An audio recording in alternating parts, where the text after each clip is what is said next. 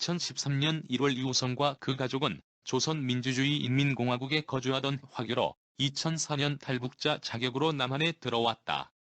대한민국에서는 북한 이탈 주민의 보호 및 정착 지원에 관한 법률에 따라 군사분계선 이북지역의 주소, 직계가족, 배우자, 직장 등을 두고 있는 사람으로서 북조선을 벗어난 후 외국 국적을 취득하지 아니한 사람을 북한 이탈 주민으로 규정하고 있다.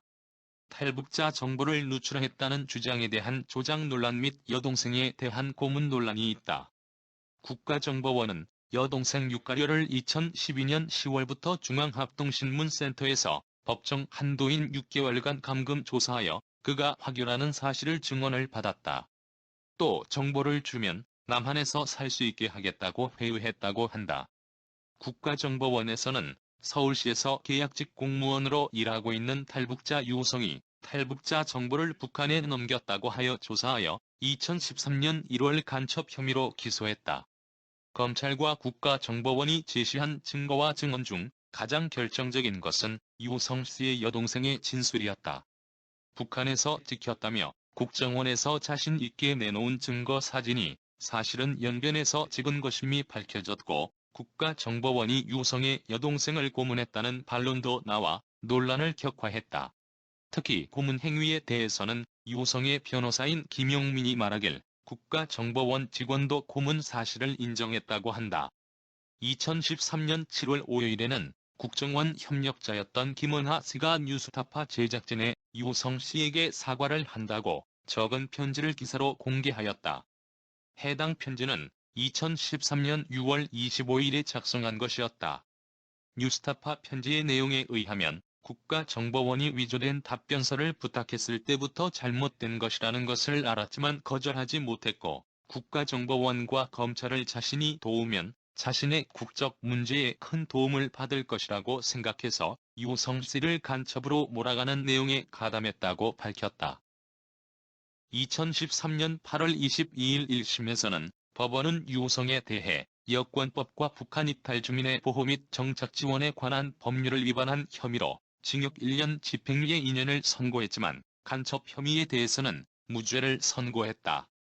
다만 불법 구금 상태에서 조사받은 것은 아니라고 판단했다. 검찰은 무죄 판결을 받은 간첩 혐의에 대해 항소하였고 유호성은 북한 이탈 주민 지원금을 부정수급할 의사가 없었다고 항소했다.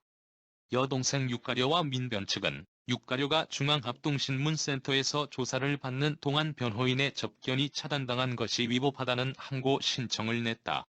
이 신청은 법원에서 받아들여졌다. 중화인민공화국 정부가 2014년 2월 13일 국가정보원이 검찰을 통해 법원에 제출한 서울시 공무원 간첩 사건 관련한 출입경 기록을 발급한 사실이 있다고 확인한 사실조회서, 정황 설명서에 대한 답변서 등 공문서가 모두 위조된 것이라고 공식 확인하며 위조 경위에 대해 수사에 착수하겠다고 밝혔다.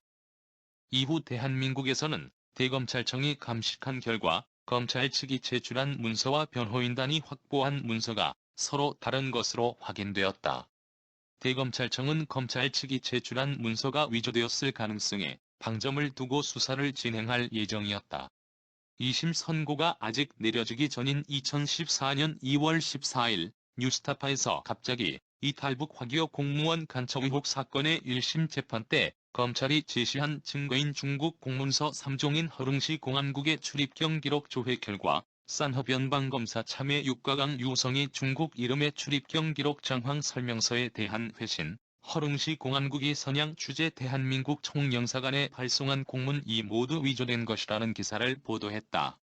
이에 중국 영사관 쪽에서 위조범 검거에 대한 협조 요청을 재판부에 하면서 판이 커졌다. 단순한 사안이 아니라 한중간 외교 문제로 비화될 수밖에 없다. 그런데 국정원, 검찰, 외교부는 서로 증거를 조작한 책임을 떠넘기는 삽질을 펼쳤다. 2014년 3월 5일 국정원 협조자의 사장의 유서에서 자신이 구해온 중국 측 한 개의 문서 정황 설명서에 대한 답변서가 위조된 것이라고 밝히고 국정원을 원망하는 글을 남겼다.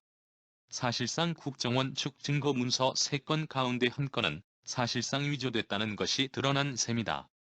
또한 유서 내용 중 국정원의 큰 개혁이 필요하다고 주장하였다. 2014년 3월 14일 검찰 수사팀은 국정원 협조자에 대해 모해증거인 멸죄, 사문서 위조 행사죄로 구속영장을 청구하였고 2014년 3월 15일 구속영장이 발부되었다. 유호성 씨가 받고 있는 핵심 혐의인 간첩죄와 관련해 검찰이 재판부에 주요 증거로 제출했다. 위조로 판명된 것인 만큼 국포법 무고, 날조죄를 적용할 수 있다는 의견이 있다. 또한 2014년 3월 9일 서울시 간첩 사건 증거 조작 사건 수사에서 국정원의 독촉의 가짜 영사 확인서를 만들었다. 국정원 소속 영사는 처음엔 확인서 작성을 거부했지만 국가정보원 대공수사국 본부에 거듭된 지시로 어쩔 수 없이 가짜 확인서를 만들어 보내줬다고 진술하였다. 수사팀은 영사를 사문서 위조 행사죄 등의 혐의로 입건하였다.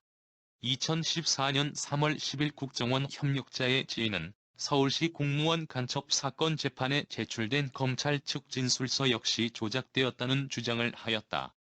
중국 선양에 있는 대한민국 총영사관의 영사 인증 도장도 문건에 따라 모양이 다르다는 의혹이 제기되어 검찰은 영사 인증 도장까지 위조된 건 아닌지 조사를 진행되었다. 1심 공판에 참여한 공소유지 담당 검사가 2011년 9월부터 2013년 4월까지 1년 8개월 동안 국정원 대공수사국에 파견되어 근무했던 사실이 드러났다. 위조 증거를 제출한 검사들에 대한 고발 사건을 병합해 수사해달라고 수사팀에 요구했지만 거절했다고 밝혔다. 정보원을 보호해야 할 국정원이 주요 정보원의 신원을 노출시키고 증거 조작 사건이 확산되자 하급정보원에게 모든 혐의와 책임을 떠넘기는 꼬리 자르기 행태까지 보이는 것으로 알려지면서 대공 분야 수사를 주도해온 국가정보원의 전반적인 수사 신뢰도도 크게 떨어지게 됐다. 또한 사건 발생 후 계속 말을 바꾸면서 방어적인 대응을 했고 이로 인해 이미 국가정보원 여론조작 사건으로 대한민국의 국민들이 국정원에 대해서 가지고 있던 불신을 자초 및 확산한 책임에서 자유로울 수 없다는 주장이 있다. 2014년 3월 12일 국정원 대공수사국 팀장이 가짜 영사 확인서를 만드는 과정에서 주도적 역할을 한 것으로 확인되어 수사를 했다. 검찰은 압수수색 과정에서 대공수사국장실은 들어가지 않은 것으로 나타났다. 검찰이 제출해달라는 서류만 제출했다고 국정원은 밝혔다. 다른 문서와 나머지 문서 2건에 대한 사건도 확대되고 있으며 따라서 국정원, 외교부, 검찰의 관련자에 대한 강제 수사와 대국정 조사와 특검의 목소리도 점점 커지고 있었다. 2014년 10월 25일 2심 선고 공판에서 간첩 혐의에 대해선 무죄가 선고되었다. 1심과 거의 동일한 판결이 난 것이다. 하나 차이가 있다면 1심 재판 때는 피고인 유성의 여동생 유가려 씨의 진술이 국가정보원의 회의에 의한 허위 진술로 보기 어렵다고 보았던 반면 2심 재판에서는 피고인 유성 씨의 여동생 진술은 국가정보원의 회의로 허위 진술했다고 인정해 사실상 국가정보원의 강압에 의한 진술이 있었음을 인정했다는 부분이다. 한편 북한이탈주민법 관련 혐의는 유죄로 인정했으나 1심 때와 마찬가지로 집행유예 선고하였고 검찰 측의 사기죄 구형량은 받아들여지지 않았다. 이날 재판 법정에서 피고인 유성 씨의 핵심 담당 검사였던 이문성, 이시원 검사 2명은 법정에서 모습이 보이지 않았으며 재판 선고 낭독 도중에 어느 한 검사는 자리를 떠나기도 했다. 유성은 민변 변호인단 중 뒤늦게 합류해 신변보호 및 관리를 해주던 막내 김자연 변호사에게 2014년 4월 1심에 이어 2심에서도 간첩죄가 무죄로 나오자 프로포즈해 다음 해 2015년 4월 결혼했다. 2014년 10월 28일 이간첩 증거 조작 사건에 관여한 인원들에 대해 유죄가 선고되었다. 하지만 국가보안법상으로 처벌하는 것이 아닌 증거모해죄라는 다른 방식으로의 처벌이라 문제가 많다는 지적이 있다. 그리고 이 재판에서 핵심 인원들에게는 겉보기에는 높은 형량이지만 그보다 더 많은 집행유예를 선고한 것에 비해 말단으로 참여했던 인원에게는 적은 형량이지만 집행유예 없이 실형을 준 점에서 봐주기 수사가 아니냐는 유성 측의 육감과 항의 표명이 나왔다. 2015년 10월 29일 대법원은 유성의 여권법 위반, 북한 이탈 주민의 보호 및 정착 지원에 관한 법률 위반, 사기의 혐의를 인정해 징역 1년에 집행유예 2년, 추징금 2,565만 원을 선고하였으나 간첩 혐의에 대해서는 무죄를 확정하였다. 2018년 9월, 앞서 2013년에 중국으로 추방되었던 육가련은 대검찰청 산하 진상조사단으로부터 가족들과 명절을 같이 보내고 그동안 간첩 조작 사건과 관련해 조사도 할 겸 귀국 권유를 받았는데 이를 받아들면서 다시 한국에 돌아왔고 위에 간첩 조작 사건과 관련된 손해배상 소송에서 원고로서 재판에 들어서게 되었다. 그리고 같은 해 12월 법원은 육가련의 접견을 막고 강제 구금했던 전 국정원 국장에게 징역 8개월을 선고하였다. 2020년 6월 간첩 조작 사건에 연루된 수사 검사들에 대해 검찰이 무혐의 처분을 내리면서 검찰의 고질적인 제 식구 감싸기에 대한 비판이 쏟아졌다. 2020년 11월 12일 서울중앙지방법원은 국가가 유성 씨와 유 씨 아버지에게 1억 5천만 원을, 유 씨 여동생인 육가려 씨에게는 8천만 원을 위자료로 지급하라고 판결했다. 2021년 10월 14일 서울시 공무원 간첩 조작 사건의 피해자인 유성 씨가 불법 대북 송금 혐의를 7년 만에 벗었다. 대법원은 검찰이 해당 혐의에 대해 과거 기소유예 처분했다가 4년 뒤 다시 기소한 것은 공소권 남용이라고 보고 기소를 무효라고 판결했다. 2021년 10월 14일 대법원 선고의 의미는 이의아함에서 출발한다. 간첩 혐의로 무죄를 받은 유성은 왜 또 형사재판을 받았을까? 이를 살피기 위해 먼저 대법원 선고 내용을 보자. 10월 14일 대법원 일부 주심 노태학은 유 씨의 외국환거래법 위반 혐의에 대해 검찰의 항소를 기각한다고 밝혔다.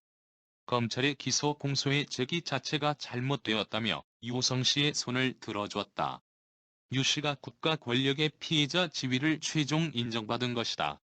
2021년 11월 2일 현재 서울 여의도 국회 앞에서 국정원의 서울시 공무원 간첩 조작 사건 피해자인 유성 씨가 현재는 국가보안법 폐지를 촉구하는 1인 시위를 하고 있다. 영상을 준비하면서 국정원과 검사들은 조작의 달인인 것을 또다시 느끼게 된다. 국정원은 문재인 대통령 정권에서 개혁이 많이 되니 이제는 검찰이 여전히 조작의 달인이 강화되고 윤석열과 같은 검찰 출신이 대선 후보까지 나와서 대통령이 되어 옛날의 적폐로 돌아가려 한다.